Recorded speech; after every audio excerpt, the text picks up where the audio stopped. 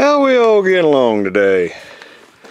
Well, I've posted some other videos about farm truck, and a couple questions have come up about the Ranger torque splitter that I installed.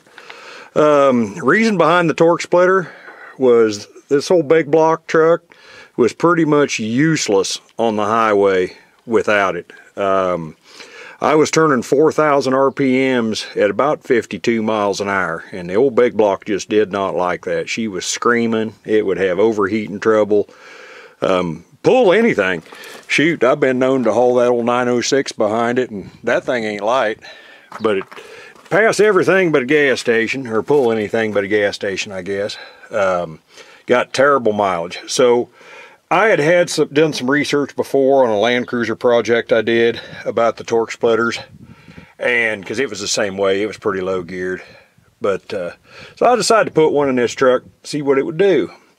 So I've got the Ranger torque splitter feeding into a 465 Saginaw with a split 205 transfer case. Got the JB manufacturing shifters in there.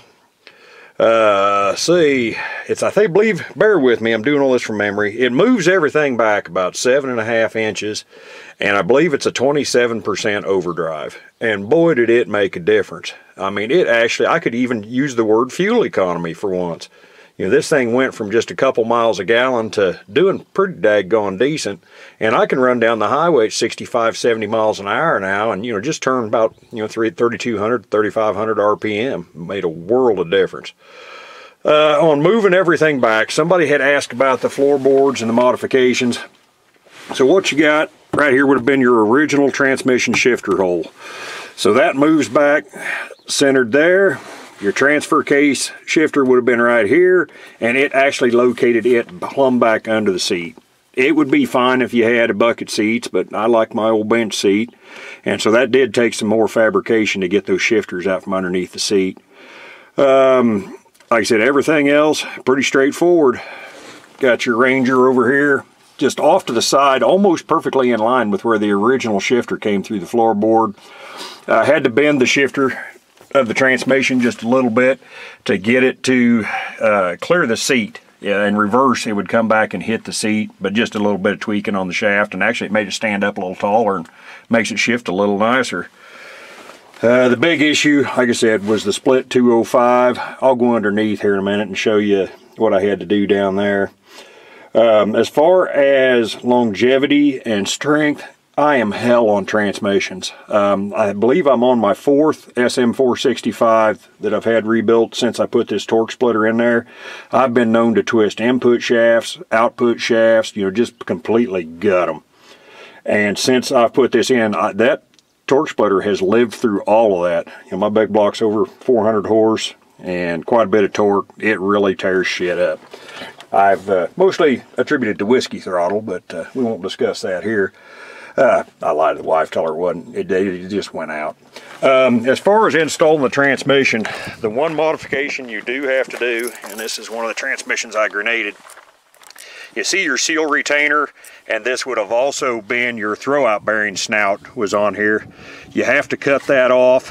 I chose to use the lathe. I chucked it up in the lathe and just turned it down to give plenty clearance because your torque splitter just slides right on here. If you were to not clearance that enough, it would probably drive the bearing out of the back of that torque splitter and tear it up. But if simple fix, heck, you could do that with a grinder. Wouldn't be too hard. Well, I'm gonna slip underneath the truck and show you some other modifications where I had to move the mounts to and what have you. So here on the underside of the old girl, you can see that aluminum piece up in there. That's your torque splitter. Bell housing just bolts to it. It bolts directly to your transmission. You have to move your transmission mounts back, but if you've got one of these old square bodies, there's plenty of room to do that. I just bolted the mount and everything in the way it was supposed to be to the transmission, shoved her up in there, and then just drilled the holes. Didn't have to do no fancy measuring or nothing. Just made sure it was centered up. Like I said, the one issue I did have is up in here, and I had to get creative.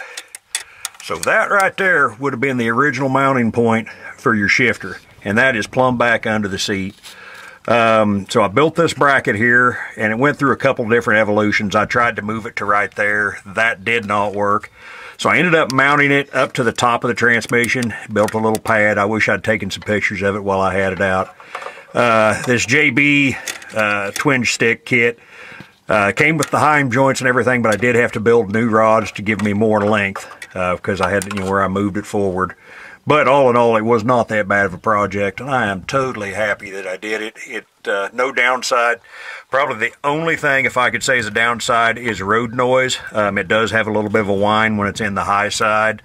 It would probably be lessened if I had carpeting, but as you saw in previously in the video, I just got cheapo rubber floor mat in there, and it's not in the best shape either. If you had carpeting, it'd probably quiet it down substantially. Well, I hope you found this educational, informative. There is a prior video on shifting the torque splitter, or how not to shift it, where I went through every gear it had and wears you out, but did it for fun.